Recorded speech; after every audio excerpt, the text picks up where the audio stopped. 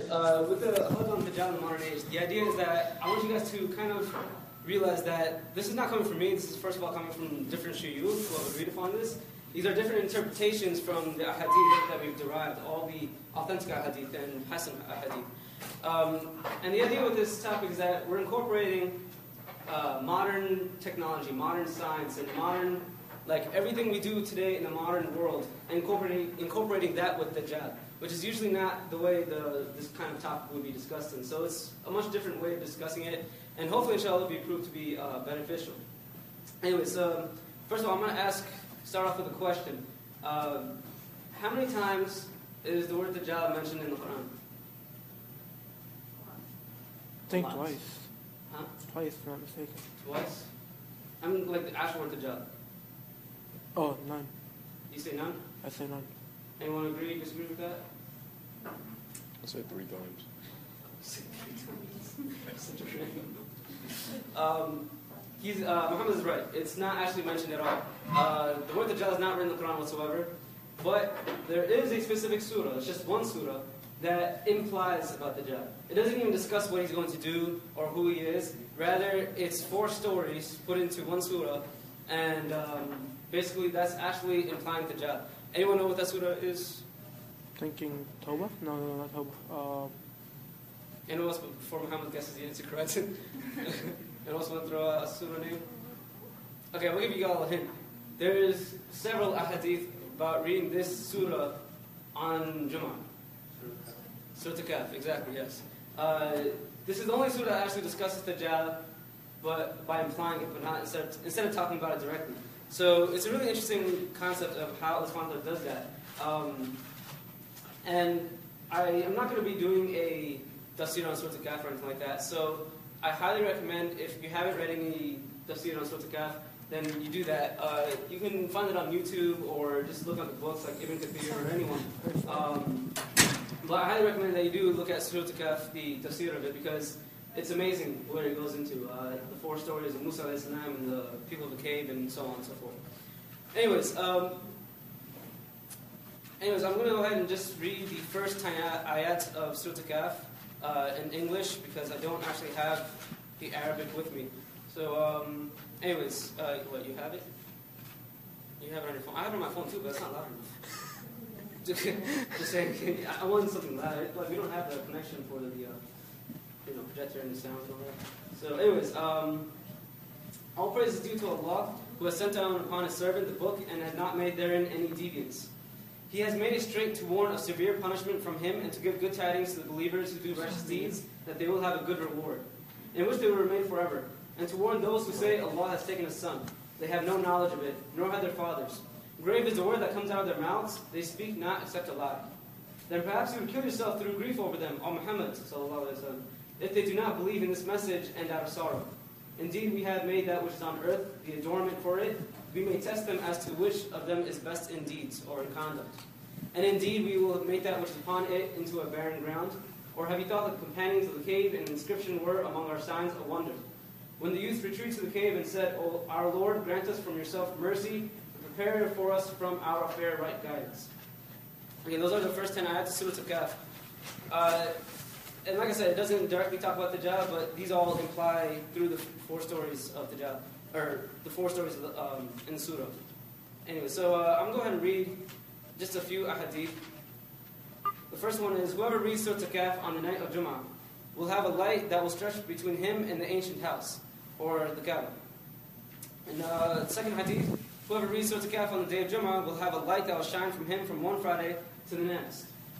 And the third hadith, whoever reads Surah Al-Kahf on the day of Jummah, a light will shine for him from beneath his feet to the clouds of the sky, which will shine for him on the day of resurrection, and his sins will be forgiven between the 2 Fridays. And the last hadith is from Sahih Muslim. Whoever memorizes the first 10 ayat of Surah Al-Kahf will be protected from Dajjal. Now, obviously, the reason I read all those hadith, and those are just like a handful of the amount of hadith that talk about basically the same exact concept of reading Surah Al-Kahf or memorizing Surah Al-Kahf or parts of Surah Al-Kahf on Jummah. And the idea is that Allah subhanahu wa ta'ala, the concept that goes throughout all hadith, is that Allah subhanahu wa ta'ala, He sends like His nur upon those who do read or memorize Surah Al-Kahf, whatever. And that nur actually protects you from Dajjal. But it doesn't protect you from the actual physical being of Dajjal. It's not going to protect you from the physical, like the actual Dajjal himself. Right? It's not like you can go to Dajjal and be like, yo, I wrestled Dajjal. You can't touch me. No, it's not going to be like that. It protects you from the fitna of Dajjal, his fitna. Right? And the fitna of Dajjal is honestly its own topic. It's a huge topic. And it encompasses zina, interest, drugs, like the whole 9 yards really of the sins and whatnot. That's a part of the fitna of Dajjal. So when you read the surah, it doesn't necessarily mean you won't be committing any sins, but it just protects you from the fitna of Dajjal. Like I said, I can't go into that because that's a pretty deep topic on its own. But that's probably why maybe you probably have heard your elders or someone else tell you that you should read Surah Al-Kahf on Jummah. And we should all try and do that, and hopefully, inshallah, I can get back to doing that one day. Anyways, so Dajjal himself is, I'm going from the scholars' perspective. The scholars have agreed that Dajjal can be seen of 3 different perspectives, or 3 different aspects. The first one is that he is an individual, a person, like an actual human being. The second one is Dajjal will be a worldwide social and cultural phenomenon. And thirdly, Dajjal will be an unseen force. Now, Dajjal as a human being, an individual, a person, that comes at the very last. That's the last thing to happen. So the second and third items, Dajjal as a social and cultural phenomenon, as an unseen force, this comes way before Dajjal himself as an actual being. But before we get into that, I want to talk about the word Dajjal itself, the actual word Dajjal. What does it mean? And don't say Antichrist, because it doesn't translate to Antichrist. What does the word Dajjal mean? Anyone know? Dajjal? Yes. Antichrist. He just said don't say Antichrist. Funny guy. It doesn't? I put on the Facebook page Antichrist. It doesn't mean Dajjal. Or, yeah, it doesn't translate to Dajjal. It's fine. Not the whole translation, but part of the translation. Part of it, yes. You see, the word Antichrist is just a word that the Christians, how they defined the entity that the other prophets described as a deception coming. I just gave away the translation. I just gave it away. Yeah, it's the word Dajjal means deception. It literally means to deceive. Okay, and the root letters Dajjal, when you put that together, it actually means to move fast. Okay, it means to move fast. It sounds kind of weird, like how's deception and move fast are related like that. But it is actually very interesting how they do relate. And throughout this Halaqa, please keep those 2 things in mind. If anything you remember from this Halaqa, it's those 2 things. Dajjal means deception or to deceive, and Dajjal means to move fast. Now, the actual history of the word Dajjal actually comes from before Prophet's time. It was like the Arabs, like the businessmen, the salesmen for like camels. Like if they had a lot of camels that they needed to sell, and let's say one of the businessmen, the salesmen for like camels, like if they had a lot of camels that they needed to sell, and let's say one of the camels had like a large noticeable spot on them, right? Like maybe it was an injury or just a spot, right? The thing is, if there's that giant spot on the camel, it looks unhealthy, and you don't really want to buy it. So people wouldn't want to buy a camel that looks unhealthy. Think of it like if you see like a banana and you see like the brown spots on it, it looks unhealthy. You don't really want to eat it. I mean, unlike me basically, I kind of do eat it anyways. But that's the sweet part. it looks unhealthy, so you don't want to really go for that. And camels, when they have that spot, it looks kind of unattractive. So the salesman, what he would do is he would take this tar and he would rub it on the spot of the camel, wherever the spot is at. And do you have a question? Make the pizza when you get cold. I'm sorry. Continue. We'll break for the pizza in a minute. Just let me finish this part. So they would rub the tar on the spot of the camel, and what would happen is that the spot will gradually disappear. Right? And so when it disappeared, then the salesman, he would put that camel in the front of his lot, and he'd be like, I need to sell this camel first. Right? So whenever a buyer came, he would come and he would buy that camel because it looks healthy, it looks good, and then he would take it home with him, and obviously there was no money back guarantee kind of thing like that. There was no returns basically. Right? So he would take the camel back home, and then a couple days later, the tar would rub off. Right? It would just disappear, and the spot would reappear. Right? And the whole concept behind that is that the salesman, he used the tar to deceive his buyers. And that's what the Dajjal comes from. It deceives the people, right? It seems like it's something good. It seems like something you want. It seems attractive, but in reality, it will only make everything worse for you. That's the idea of the Dajjal. So, okay, you guys want to go get pizza? Go ahead and get pizza. Okay, so getting back, so now we know what the word Dajjal is and what it means and where it came from. Now, I want to describe the capabilities of Dajjal from when he's an actual person, as an actual individual, an actual being. Right? This is what he's capable of. This is not his physical description, but what he can do. Okay, and this is like kind of like a paragraph of different ahadith that I just kind of put together. I'm not going to quote each ahadith, so I just put it all together into like one paragraph of description, basically.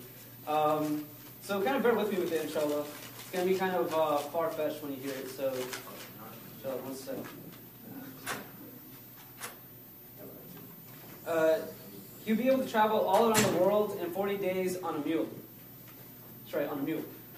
He would take one step and be on the other side of the world, or another narration, he would take one step and be in another land. He will have a strange voice that will be heard from the east to the west, and he will claim that he is God because he will be able to perform miracles such as splitting a person in half and stitching him back together. And he will be able to perform, he'll be able to bring people back, he'll be able to bring people back to life. He will also show that he has control on rain and vegetation. Okay, so it seems kind of crazy that he's going to be able to do a lot of that stuff, but I want you guys to keep in mind, can we actually do this today? Can some of the things I just described, can we actually do it today with modern science and modern technology? All right? Huh? Flying with the airplane. Wow, you just went ahead like crazy, but yes. Okay, so the first part, he will travel all around the world in 40 days on a mule. Okay, the 40 days, that's actually how long Dajjal actually stays on Earth. He only stays on Earth for 40 days, right? But the hadith says that the first day is like a year, the second day is like a month, the third day is like a week, and the rest of the days are like normal days. I'm not going to explain what that actually means, because that takes like 15 minutes to explain, but you can look it up online, you just look that up. It's a pretty famous explanation you can find from many different shuyukh. But, yeah. You said that you will split Earth in half and then back together. I heard some hadith say that. Hold on. We're going to get to that later on, inshallah. We're going to take it piece by piece. Okay, keep a question for that, inshallah? Cool. Anyway, so, like I said, for the 40 days, he only stays here, that's how long he stays here on Earth. But the thing is, the 40 days, it's really interesting. It's not like, it doesn't really feel like a month and 10 days. It actually will feel much, much longer. It's going to feel like a really long time when he's around, especially that first day when he's here for like a year. First day is like a year. It's going to feel like a really long time. But at the same time, we have to remember the world is moving really fast all the time, right? Everything is always moving fast. We always talk about how you can remember like what happened 3 months ago. You remember like yesterday, right? Because time moves by so fast, right? And this is actually a sign of the day of judgment that time moves faster. It'll feel like it's moving faster. So again, that goes back to Dajjal. Everything needs to move fast, right? So he will travel out around the world in 40 days on a mule. Now this mule, going back to what Quran said, the way Prophet ﷺ described this mule, he said it had a really long nose and really long ears, right? So you can imagine like the Sahaba at the time, when Prophet ﷺ was telling this to them, they were like, that's a really strange looking mule. Like it's got a really long nose and really long ears, and he will go around the world in this mule in 40 days. Like that's kind of weird. And yeah, so Quran said that it's like a commercial airliner, basically, like an airplane, right? And yeah, that's kind of what it describes, how scholars have described it, that this is describing basically like an airplane, what we have today, right? But even an airplane, it takes how long to go, let's say, from here to, let's say, how long does it take to go from here to Egypt? 18 hours. 18 hours. How long to go from here to Pakistan? 13. Really? I thought it was longer, but okay. Okay, so basically, it takes a long time. It takes about a day to get to the other side of the world, right? But if we go to something a little more advanced, like what the British, American, and Israeli Air Force have, jets, right? Jets now go a lot faster than commercial airlines, right? Much faster. And most jets go about around the world, if they have enough fuel to do it, in about less than 6 to 8 hours. Right? It's pretty quick. But even then, there's still a specialized jet. A specialized jet that's made for like the most elite military forces, basically like Delta Squad, Special Forces, those kind of guys. Stuff that you don't really hear about on the news and stuff like that. Their jets are specially designed to be able to go anywhere around the world within a span of 2 hours. 2 hours, anywhere around the world in 2 hours. Do you have a question? I was going to say, doesn't the president have like a jet or something of that sort? That can get it from here to China in like 30 minutes. I didn't go that fast. Rocket ship, you good. Well, you guys might not know, but I'm sorry. Nah, you know something we don't? It's presidential. No, but for the most part, though, these jets, and when I did my research on these jets, it was like about 5 years ago, right? I presented this in the khutbah about 2 years ago.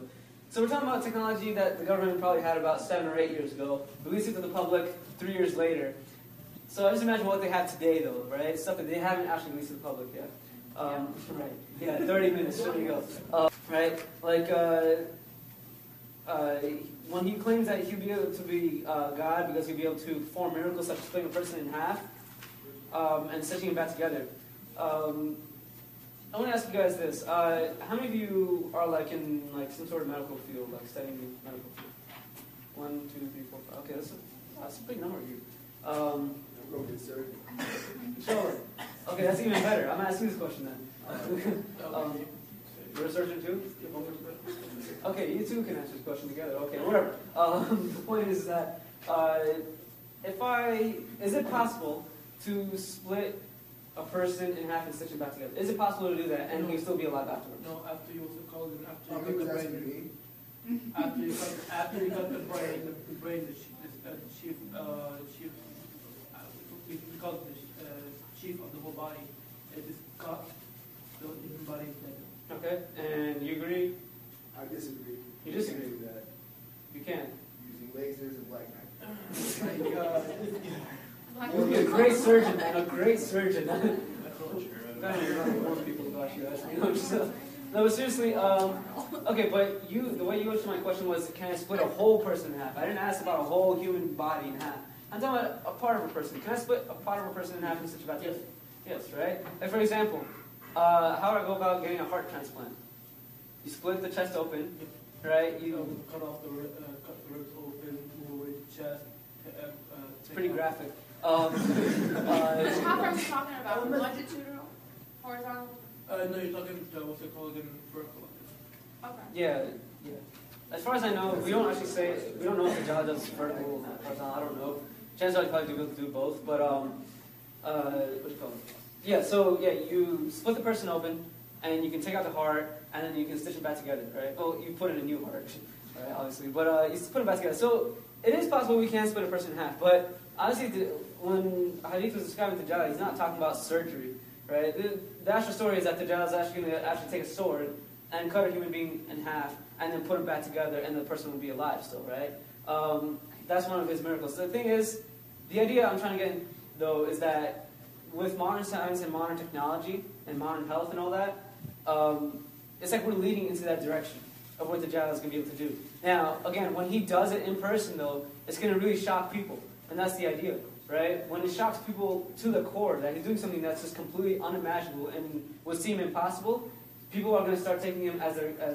He's going to be like, that has to be God, and he's going to claim as God. He's like, who else can do this? Only God can do something like this, right? But the idea, again, this is modern science that's leading to that point. Okay, and then he will also be able to bring people back to life. Now, I want to ask you guys this: who else was able to bring people back to life? Jesus, peace be upon him, with the help of Allah. Yes, Isa alayhi salam with the help of Allah subhanahu wa ta'ala. Yes, that was the miracle Allah subhanahu wa ta'ala gave Isa alayhi salam, right, to bring people back to life. So it's interesting enough that the Dajjal will also have the exact same miracle as him, right? But even though Isa alayhi salam is going to be the one to actually kill the Dajjal, so it's a bit of interesting perspective that Allah subhanahu wa ta'ala is going this route, I guess. But again, now let's take it from the modern science perspective again. All right, can I actually revive someone back to life? Now, I'm not talking about someone that's already in the grave and raise him like a zombie. I'm saying someone that died like maybe like 2 minutes ago. Can I actually bring him back to life still? Do I have a chance? Yes, defibrillators. Right? Yeah. Defibrillators. Yes, shock paddles. There you go. It's easy for me. Use shock paddles and you can bring someone back to life, right? Someone who died literally 2 minutes ago, the heart stops. And technically speaking, someone's heart that stops is supposed to be dead. You can stop the heart for over 30 minutes. 30 minutes? That's a pretty, I thought it was like 5, but okay, that's interesting. 30 minutes. So that's an interesting perspective, and with modern science, we can actually revive a human being. Again, Dajjal's not going to be just reviving people like that on the spot. But the actual story goes is that he will actually, like someone who try and challenge Dajjal in his face, he will actually revive his parents or his loved ones in front of him and say, I brought your parents back to life. And from that, a person will automatically pretty much go follow Dajjal, basically.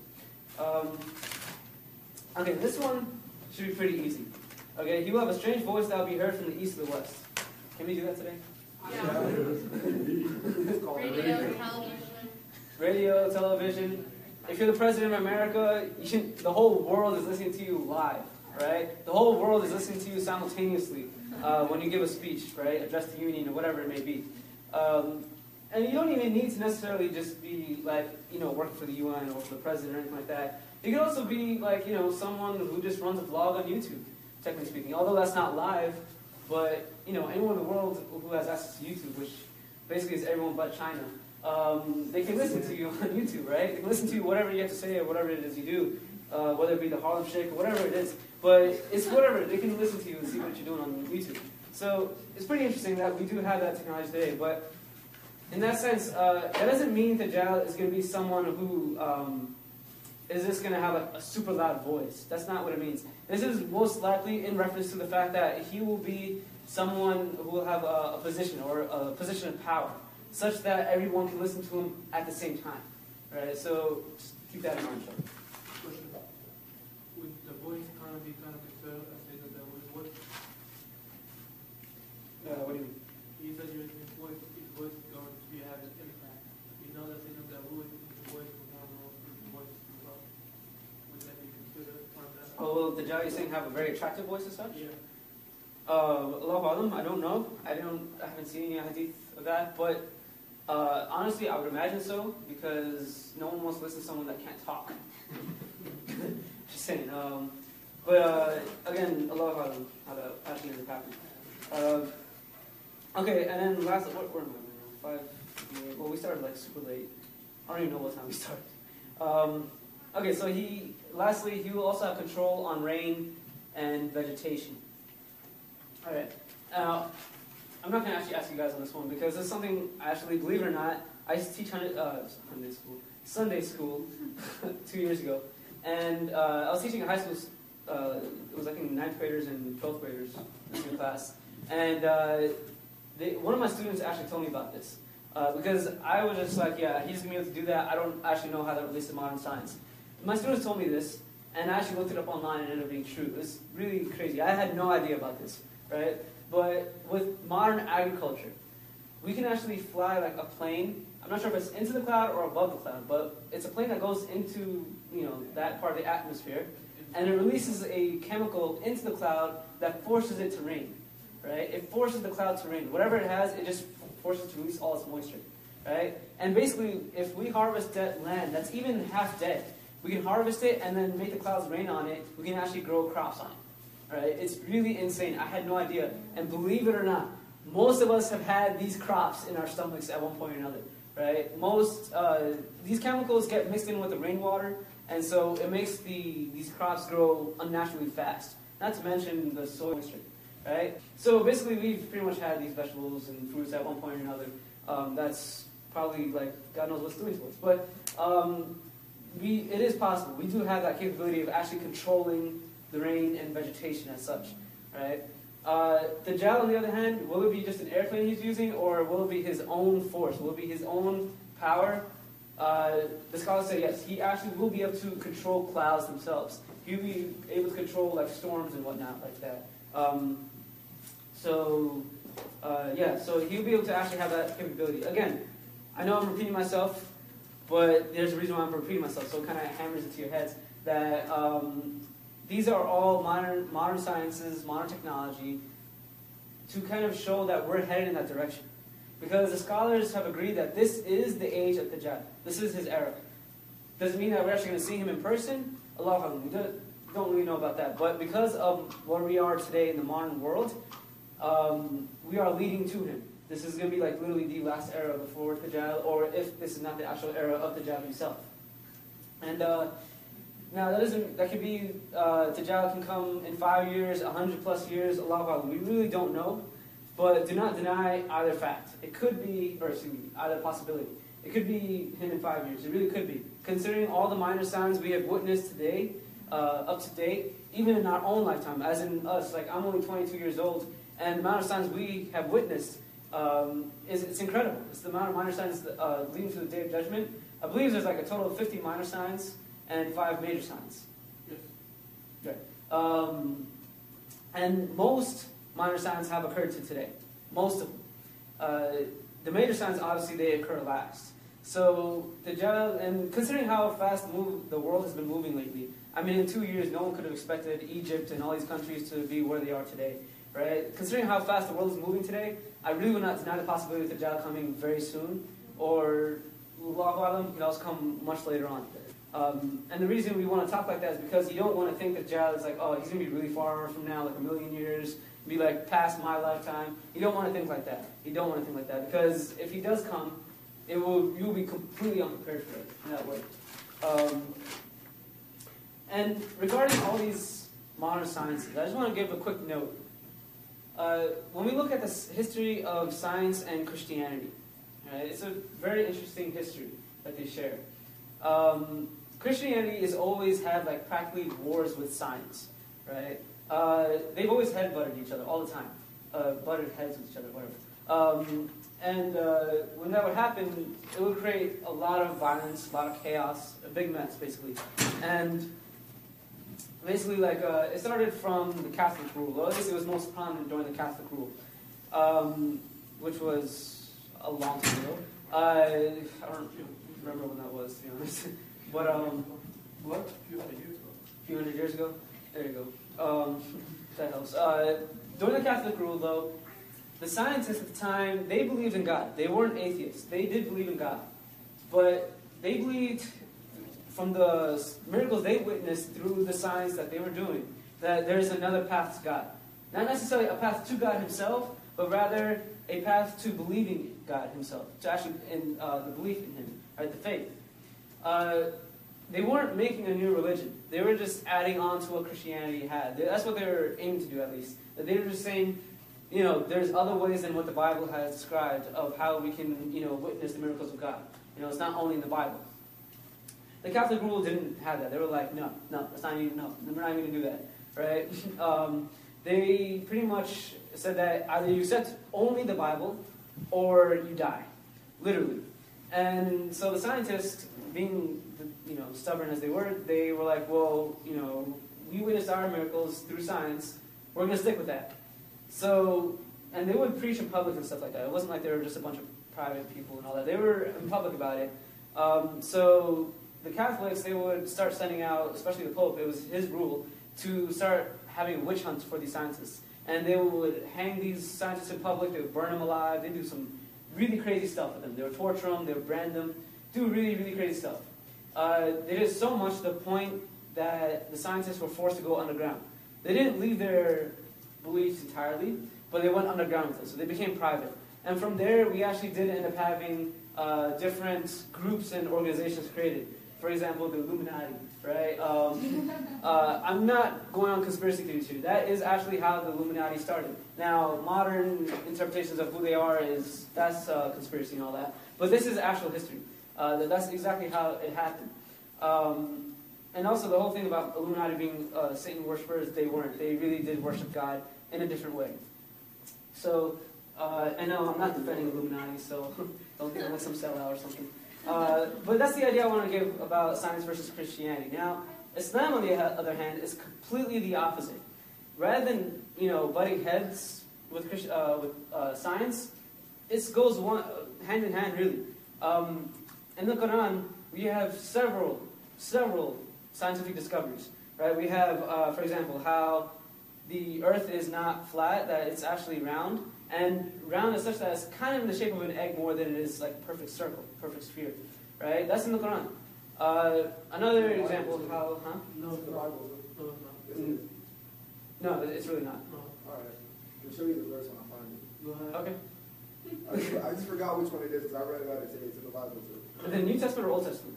I have no idea. If it's New Testament, then probably. Old Testament, it's not. Okay. Old Testament are like the hardcore old school people. I just put it together. But anyways, another example, for example, in the ocean, right? Fresh water and salt water don't actually mix in the ocean, right? This is a known fact, right? Fresh water and salt water, they kind of just collide, but they don't mix. It's like an invisible wall. That's how oceanographers kind of see it as. مرج البحرين يلتقيان. I have no idea what you just said. مرج البحرين يلتقيان. Again, I don't know what you said. Oh, that's the verb. Okay, so you're quoting verse. What does that translate to English? Oh, you merge both seas together. Okay. When you merge both seas together, you have a barrier between that will not fly. Okay. That's why. That's the Rahman. And other examples, we have embryology and other things in the Quran as well that had these scientific discoveries. Now, science has only discovered these discoveries as such only about 100 years ago or less. Really, it's really new stuff to them. But it's been in the Quran for 1,400 years, and we know it's legitimate because, well, that's one that promised the Quran would be true, would never be changed at all, and that we also have the original Quran in a museum, right? From 1,400 years ago. So, and because of that, subhanAllah, it's amazing that there are actual famous, prominent scientists who have actually converted to Islam in public at science conventions because they said that there's no way a human being can actually write these things down 1,400 years ago. It's impossible. There's just no way that anyone could have known something like that. I mean, the stuff we have, we require all these tools to figure out the stuff, and this was just written in the Quran. Right? They didn't even have those kind of tools back then. So, I just wanted to throw that out there because we're kind of talking about modern science and all that, and that goes with what Islam says versus what Christianity goes against Christianity. And the thing is that a lot of Muslims kind of take Islam as a mystical religion, and we should really kind of push away from that. It's not a mystical religion. Christianity goes off of that. They want you to basically say, this is what the Bible says, you believe it. It doesn't matter what it says, just believe it, right? And you have to have a firm belief in it. Whereas in Islam it says, ask questions, it's okay. If you need proof, go look for it. Go, see what you can do to prove whatever it is you want to prove or whatever. But you will only find in the end that it only proves Islam to be correct. So I just wanted to throw that note out there regarding science and Islam.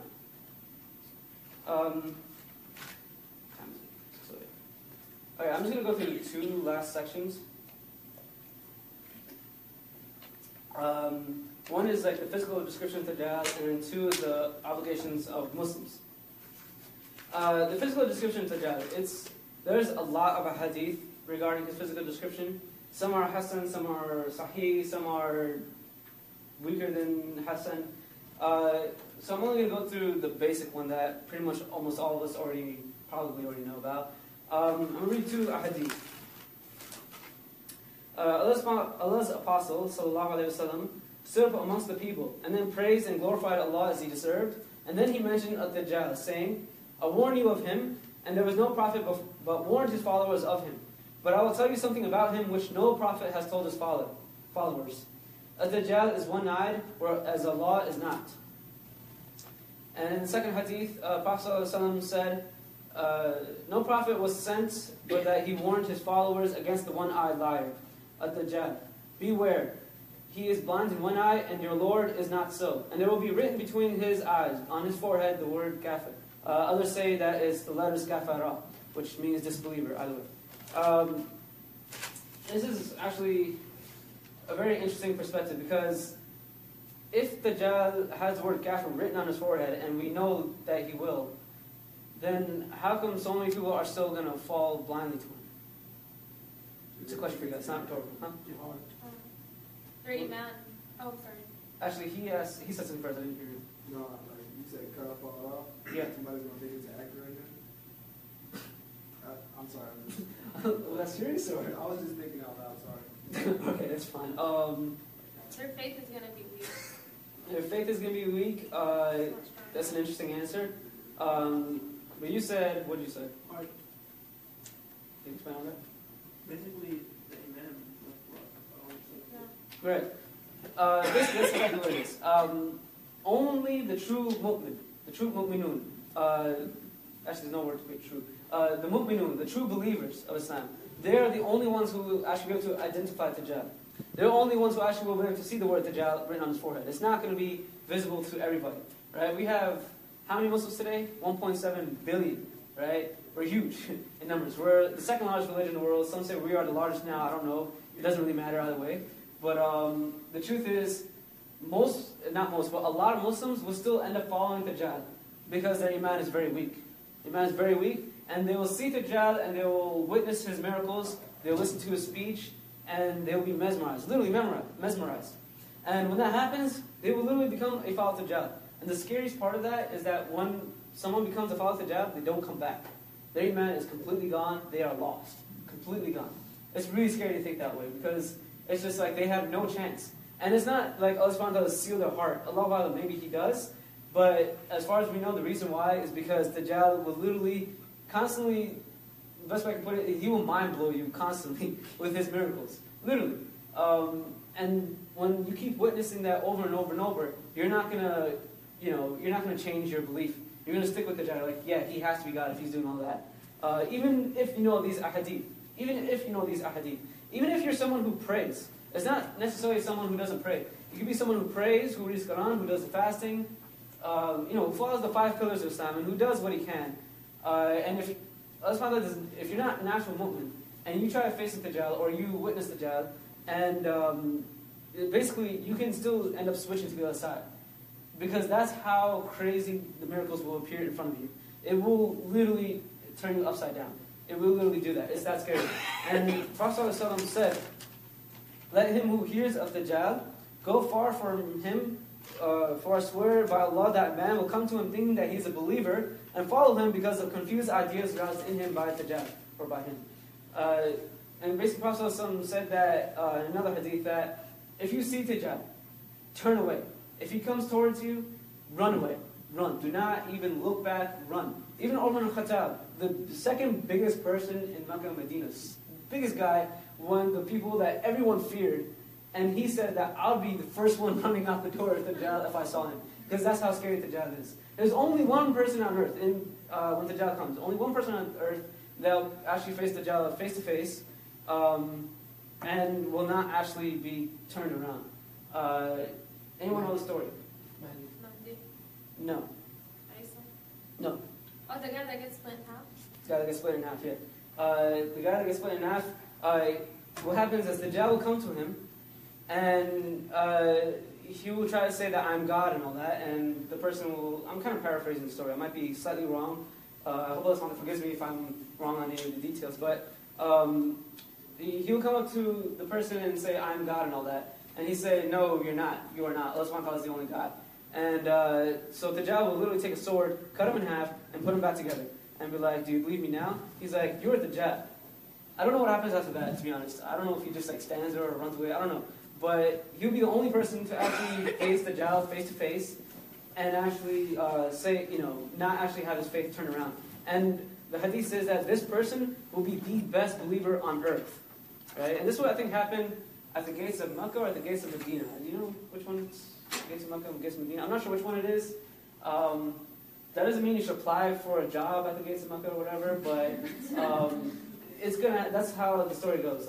From what I heard that if there will be a Mahdi from Sham. Yeah, Mahdi will be from Sham. Yeah, Sham, he will, from my he's the one that's going to be able to lead an army against the Dajjal. But I've never heard the story of the guy. Excuse me. Yeah, he'll lead an army against Dajjal as such, but he won't actually face Dajjal face to face. The only person who will actually be able to face Dajjal as such, other than the actual believers, is Isa alayhi salam. Excuse me.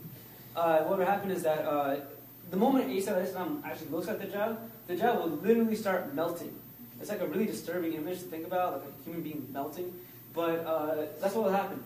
And so Dajjal will actually be running away from him.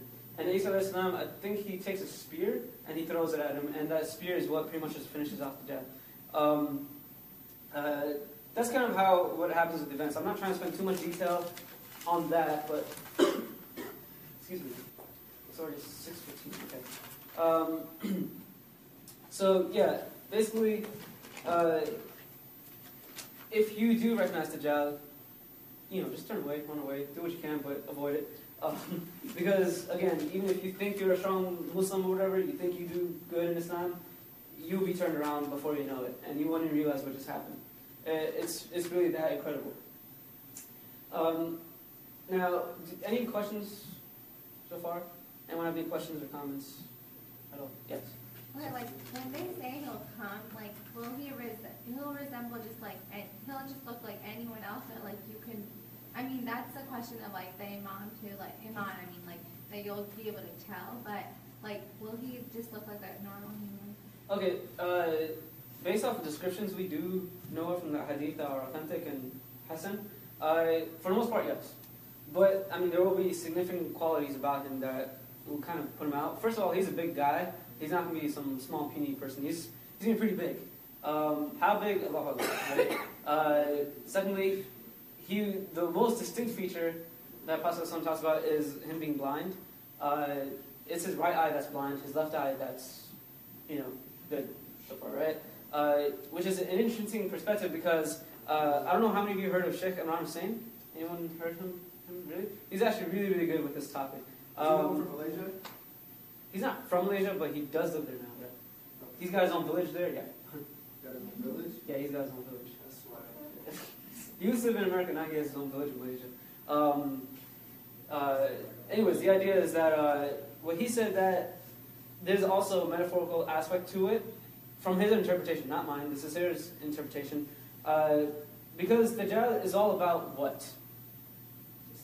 Deceiving, right?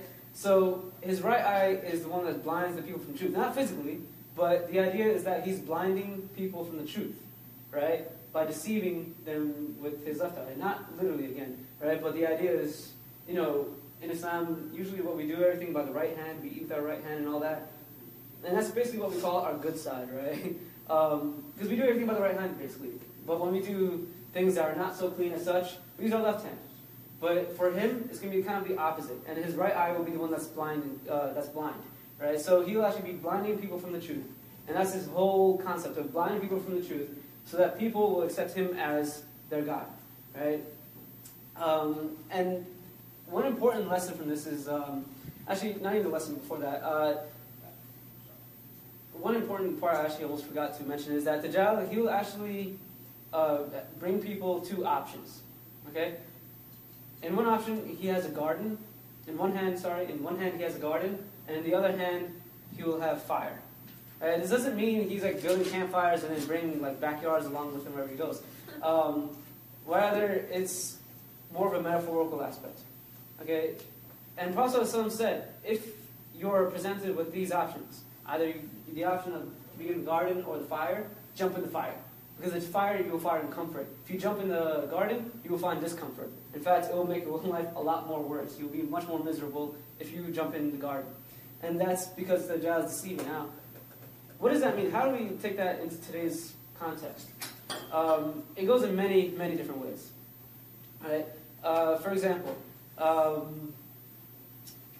for someone who is maybe struggling, they have a family, they're supporting their family, and they're struggling with financial issues.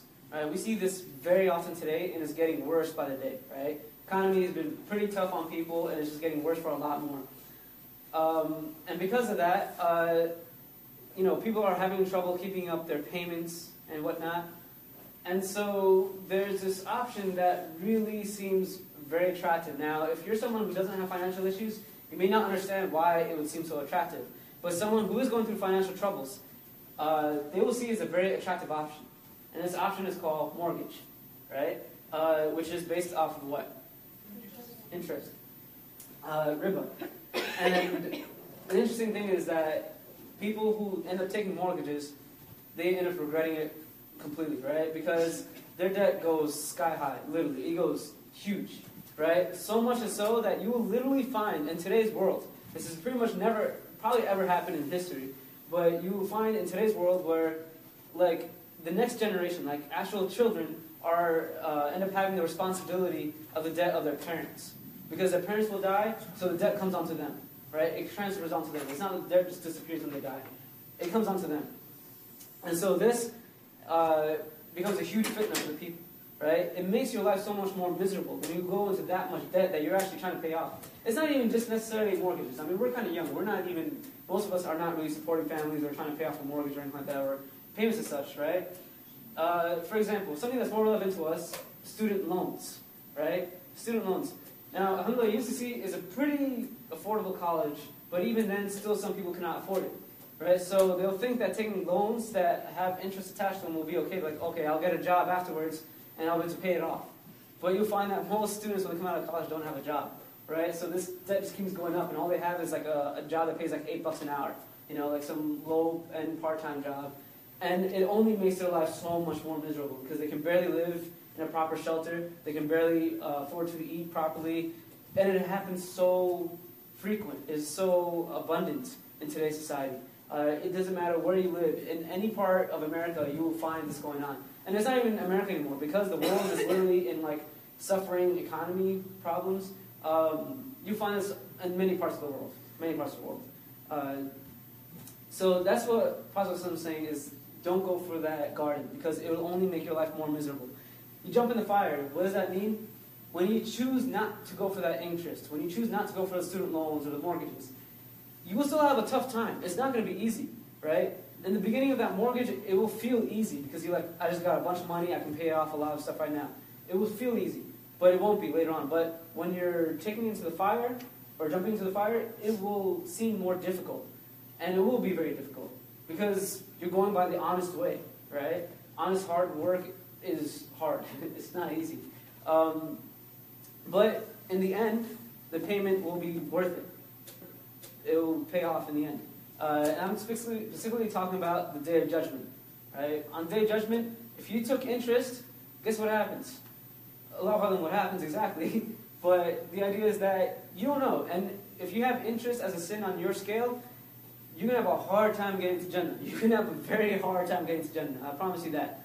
Allahu A'lam though. But for someone who chose, for someone who chose not to take interest, who chose to go the honest way about it, they'll have a much, not necessarily an easier time, depends on who they were, obviously, but it'll be a much better option for them, and they will have much more ease when on the Day of Judgment as such, in the fact that they didn't take interest when they were given the opportunity.